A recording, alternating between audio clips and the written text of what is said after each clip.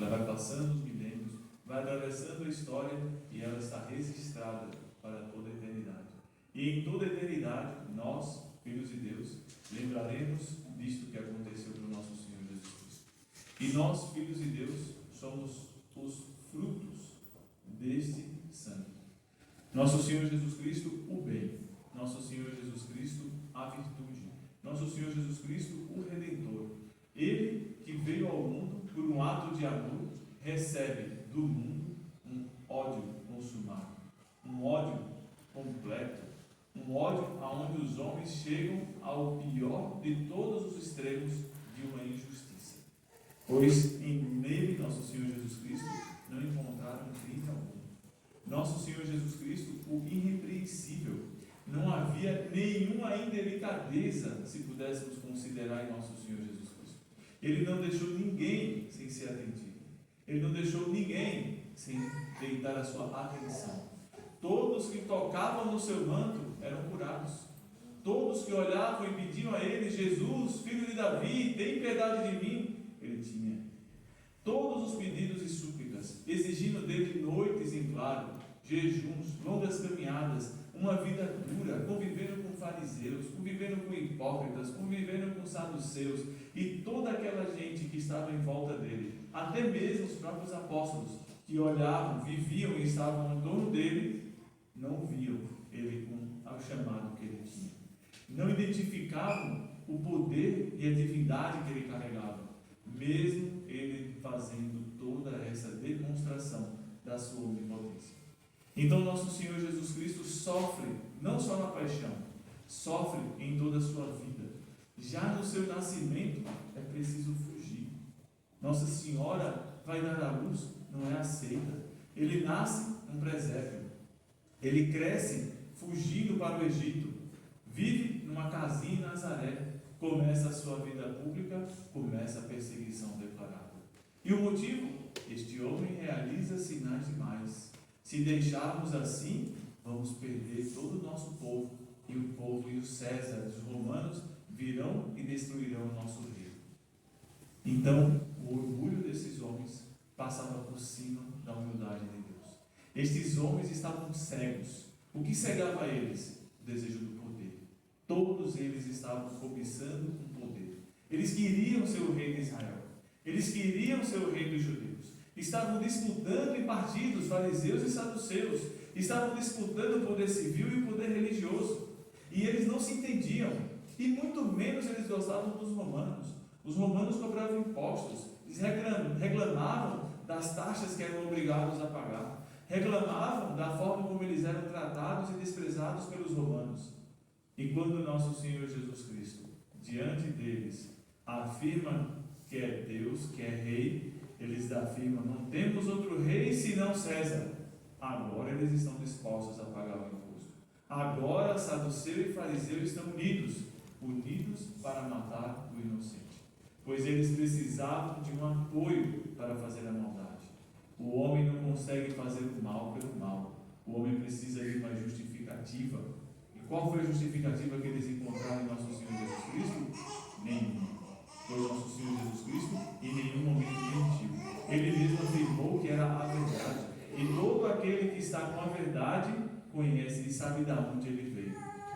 Nós, filhos da igreja, sabemos a verdade. Nós, filhos de nosso Senhor Jesus Cristo, estamos em busca de praticar a todos os momentos da nossa vida essa verdade. Nós somos chamados a ser filhos da luz. O filho da luz é aquele que esclarece, é aquele que ilumina, é aquele que aquece. Essa luz que veio ao mundo, que é nosso Senhor Jesus Cristo, essa luz que veio para irradiar e salvar todas as nações, essa luz para os homens do mal foi apagada. Para eles, a vitória. Para eles, o gáudio. Para eles, mostraram que toda aquela onipotência que ele tinha, para eles foi vencida. E eles conseguiram pregar na cruz o Filho de Deus. Mas triste ilusão. Triste ilusão. Por quê? Nosso Senhor Jesus Cristo estava usando da força do inimigo para a sua própria vitória. Pois eles estavam nada mais, nada menos que realizando os planos de Deus. Quando o Pai quis que nosso Senhor Jesus Cristo derramasse o seu sangue, e ele, nosso Senhor Jesus Cristo, sabendo que era chamado a isso, disse ao Pai: Pai, se for possível, afaste de mim esse cálice. Mas se não for possível, seja feita a tua vontade e não a minha. Então nosso Senhor Jesus Cristo, ele vence a si próprio, porque ele faz a vontade do Pai.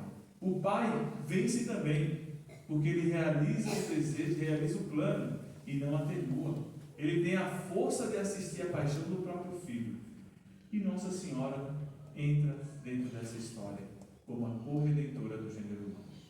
Nós, quando gostamos muito de alguém, nós, quando temos muito apreço a alguém, nós zelamos, protegemos, fortalecemos, fazemos de tudo para ver essa pessoa feliz. Nossa Senhora deu a sua vida por isso. Nossa Senhora consagrou-se a todos os dias, momentos, todos os segundos da sua vida para fazer nosso Senhor Jesus Cristo feliz. Ela se preocupou para que nunca lhe faltasse nada e que em nada nosso Senhor Jesus Cristo fosse agredido.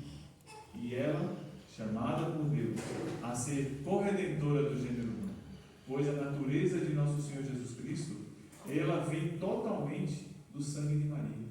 Ela deu o seu corpo, ela deu a sua carne. Foi dela que nasceu este homem, Deus, para redimir a nossa natureza humana. Então Nossa Senhora assiste todo esse período, todo esse episódio. Nossa Senhora assiste essa paixão de nosso Senhor Jesus Cristo como uma verdadeira guerreira, como uma grande heroína. Nossa Senhora, ela está olhando para nosso Senhor Jesus Cristo não com a pena e a compaixão para que se pudesse livrá-lo daquela cruz. Não. Se era a vontade do Pai, ela estava conforme a vontade do Pai, inclusive para o seu próprio Filho e o seu divino Filho. E Nossa Senhora, ela, conforme a vontade do Pai, olhava para nosso Senhor Jesus Cristo dizendo: tem forças, meu filho, vai adiante, porque ela tinha muita fé. A fé dela era plena, ela era plena de graças, e Nossa Senhora estava ali consolando a nosso Senhor Jesus Cristo, levando ele até o alto do Calvário, para entregar o seu Espírito e cumprir os desejos do Pai. Pois se ela rezasse uma oração ao Pai, para que cessasse a paixão, ela seria atendida. E Nossa Senhora, ela quis que o plano de Deus se cumprisse, porque ela veio ao mundo para cumprir o plano de Deus. Ela veio ao mundo para ser a mãe de Deus, e nosso Senhor Jesus Cristo veio ao mundo para resgatar o gênero humano.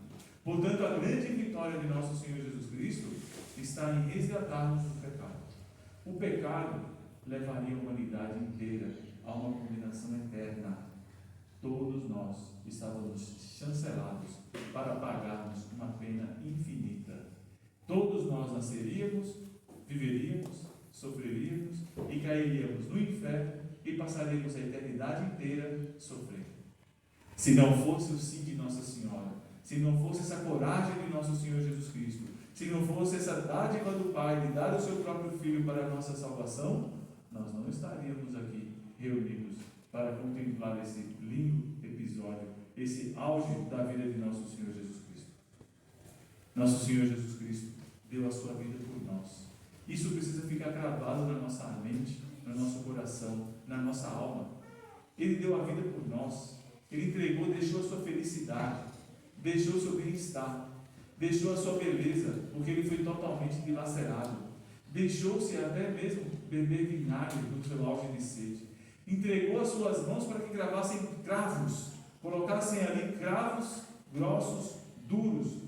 E aquela mão de nosso Senhor Jesus Cristo, quando é deitada no madeiro, amarrada por uma corda, e o homem pega uma marreta com um cravo e bate na mão dele, e ali ele sente os seus músculos, os seus nervos se afastando, os seus ossos se lacerando, e nosso Senhor Jesus Cristo não tem como sequer meter o seu braço. Foi só o primeiro. Puxa o outro braço de nosso Senhor Jesus Cristo. Novamente aquela dor vai se repetir do outro lado, e nosso Senhor Jesus Cristo, olhando para o céu, deitado com a sua face voltada para o céu, podendo despedir a todos os momentos ao Pai, que lhe tirasse daquela situação, não, apenas pede forças ao Pai para chegar até o fim da sua paixão. Entregue a todo tipo de loucura e crueldade daqueles homens selvagens. Bate-se o segundo cravo. Nosso Senhor Jesus Cristo ainda falta o terceiro. unem os seus pés e atravessam com um cravo só os dois pés de nosso Senhor Jesus Cristo. Ergue-se a cruz. Nosso Senhor Jesus Cristo não tem apoio. Nós contemplamos Ele na cruz e vemos Ele em uma postura até elegante nas imagens. Mas Ele não tinha como ficar naquela postura. Se Ele apoiasse nos pés, os pés se rasgavam. Se Ele apoiasse nas mãos o peso, os pulsos se rasgavam. E nosso Senhor Jesus Cristo, Ele ficava revezando entre as dores dos pés e as dores das mãos. E aqueles momentos em que ficou das 9 da manhã até as 3 da tarde, gemendo e sofrendo aos olhos de todos os homens que blasfemavam olhando aquela situação. Em vez dos homens pedirem perdão a Deus, arrependerem-se, não. Se és Cristo, salva-te a ti mesmo. A outro salvou, a si mesmo não é capaz de salvar. Vamos! E assim, nosso Senhor Jesus Cristo, nessas dores, ainda ouvia esses insultos. Um ladrão do seu lado lhe ofende, e a paciência de Deus é infinita. Nosso Senhor Jesus Cristo olha tudo aquilo, ouve tudo aquilo, vive tudo aquilo, e olha para o alto e diz: meu Pai, perdoai-os, eles não sabem o que fazem. Como que nasce de um coração, depois de tantas dores, depois de uma traição, depois de tanto abandono, depois de tudo isso, uma súplica de perdão aos seus algozes? Na nossa vida, nós sabemos perdoar deste jeito? Será que nós aguentamos suportar os espinhos da vida, os cravos que nos são gravados no convívio, no relacionamento que nós temos neste mundo, para a salvação dessas pessoas que muitas vezes conosco são grosseiras? Será que nós temos a disposição de alma, a disposição psicológica, a disposição mental, a disposição física para estar do lado das pessoas que necessitam de nós para a sua salvação e nos incomodam por causa da sua forma inadequada de viver? Nós fugimos da cruz. Quando a cruz bate na nossa vida, eu seleciono as pessoas. Eu excluo do meu convívio aquelas pessoas que não me interessam. Eu me submeto àquelas pessoas por quem eu tenho interesse. Então a minha vida não está baseada no relacionamento com Cristo. A minha vida está baseada no meu egoísmo, nos meus planos, nos meus projetos, nas minhas realizações. Cristo na cruz pouco me interessa. Eu preciso fazer os meus negócios, eu preciso tocar a minha vida, resolver os meus problemas. Ele é Deus, Ele pode tudo, eu não posso nada. Ai de mim se eu não fizer as minhas coisas. Quantas vezes ouvimos isso no mundo? E essas frases, depois de toda a vida de nosso Senhor Jesus Cristo, ainda continuam a ofender Ele, mesmo na eternidade. Então nós precisamos, enquanto filhos de Deus, mudar a nossa vida. Nós precisamos crucificar a nossa vida. Nós precisamos coroar de espinhos nossos pensamentos ambiciosos. Nós precisamos cravar cravos em nossas mãos para segurar os impulsos que nos levam ao pecado. Precisamos prender os nossos pés nos cravos para que ele não nos leve para o crime. Precisamos fazer com que o nosso corpo seja entregue totalmente à virtude, totalmente entregue à paixão de Cristo, totalmente posto ao serviço da igreja. Se eu não faço isso, eu estou tirando parte do sangue de nosso Senhor Jesus Cristo, como Judas, que ganhou 30 moedas para vender a ele. 30 moedas para vender um Deus. E depois, uma consciência destruída. Nem sequer usou das 30 moedas. Devolveu para os fariseus. Eu matei o inocente. E corre para enforcar-se. O que mais doeu em nosso Senhor Jesus Cristo foi essa infidelidade final de Judas. Ele deveria ter corrido para a cruz, deveria ter se posto de joelho diante de Jesus e ter dito: Senhor, perdoa-me, eu sou culpado disso, eu venho aqui te pedir meu perdão. Seria com certeza a primeira absolvição sacramental dada a um dos apóstolos. Nós assistiríamos uma outra história da humanidade se ele tivesse feito isso. Nosso Senhor Jesus Cristo, quando faz o lava-pés, quando chama os seus apóstolos e vai lavando os pés, Judas estava no meio. Aqueles pés traidores que sairiam daquela ceia para vender a nosso Senhor Jesus Cristo foram lavados por nosso Senhor Jesus Cristo. Nosso Senhor Jesus se ajoelhou, lavou e osculou o pé do traidor, sabendo que ele iria lhe trair. Nosso Senhor Jesus Cristo com isso nos deixa um exemplo, nos deixa uma relação por onde nós devemos fazer com que todas as pessoas acreditem sempre no perdão de Deus, pois nosso Senhor Jesus Cristo está disposto a lavar os pés até dos traidores. Nós apenas precisamos valorizar esse ato de nosso Senhor Jesus Cristo. Precisamos amar esse sacrifício divino para poder dar a nosso Senhor Jesus Cristo as alegrias que Ele espera. Só nós podemos hoje no mundo dar a alegria que Deus deseja. Nós, seres humanos, nós batizados, nós devemos progredir na virtude, progredir no amor a Deus, entregar ao nosso Senhor Jesus Cristo totalmente. Fazer um exame de consciência, fazer um esquema, uma relação de nossa vida e colocá-la dia a dia em prática. E quando a cruz bater na nossa porta, osculá-la e assim dizer: seja feita a vossa vontade. Nós devemos pedir ao nosso Senhor Jesus Cristo que nos mande cruzes, que nos mande a força necessária, mas que nunca nos abandone espiritualmente. E Ele está sempre ao nosso lado. A igreja nasceu nesse momento. Nosso Senhor Jesus Cristo morre na cruz. 3 da tarde começamos essa cerimônia. Momento em que Ele entrega o seu Espírito. Momento em que nosso Senhor Jesus Cristo vai para o Pai. Neste momento, em vez de quebrarem as pernas, abrem o lado. Do lado sai uma gota de sangue e uma gota de água. Essa gota de sangue é a Eucaristia. Essa gota de água é o batismo. Esses sacramentos que trazem para o homem o relacionamento com Deus. O batismo nos faz filhos de Deus e a Eucaristia nos dá a presença divina, nos coloca em contato físico com o próprio corpo, sangue, alma e divindade de nosso Senhor Jesus Cristo. Este é o maior tesouro que temos na face da terra. O maior valor, se no mundo inteiro houvesse apenas uma missa, houvesse apenas uma cerimônia ou uma única possibilidade de comungarmos, a fila para essa comunhão seria a maior de toda a história. Nos dias de hoje, nesse mundo de trevas, porque esse mundo de trevas, as pessoas sabem que só encontrarão um bem-estar na Eucaristia. Então vamos hoje, nesse dia em que celebramos a paixão de Cristo, e que vemos nosso Senhor Jesus Cristo para passar por todo esse sofrimento e sair deste mundo nos convidando para a sua própria paixão, para entrarmos na vida eterna com Ele, vamos mudar a nossa vida também. Vamos fazer uma paixão, vamos fazer uma passagem. Vamos passar da vida de pecadores, vamos passar da vida de negligentes, da vida de relaxados, da vida de todos os defeitos que nós carregamos até o dia de hoje e passarmos a uma vida santa, passarmos a uma vida de perfeição, passarmos a uma vida de sofrimentos por amor a Deus, de aceitação à sua cruz, de imitação de nosso Senhor Jesus Cristo.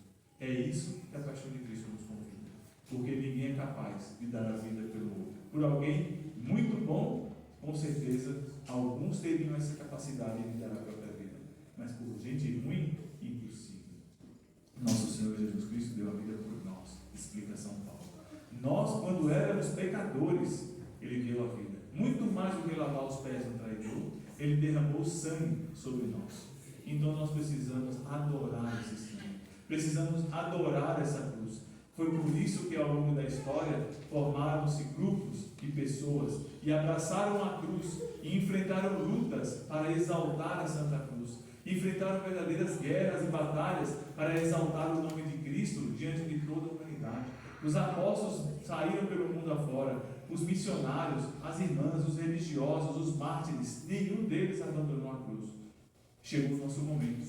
Não podemos esperar por outros católicos. Somos nós que somos chamados a entregar a nossa vida para conquistar o reino dessa cruz.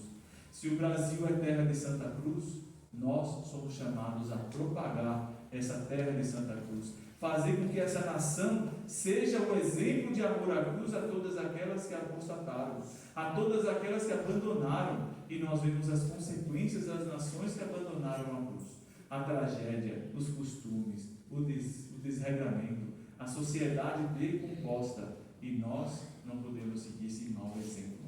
Nós precisamos amar essa cruz, adorar essa cruz e fazer com que essa cruz brilhe na terra, brilhe no céu e que o mundo inteiro se prostre diante dela, adorando a nosso Senhor Jesus Cristo crucificado.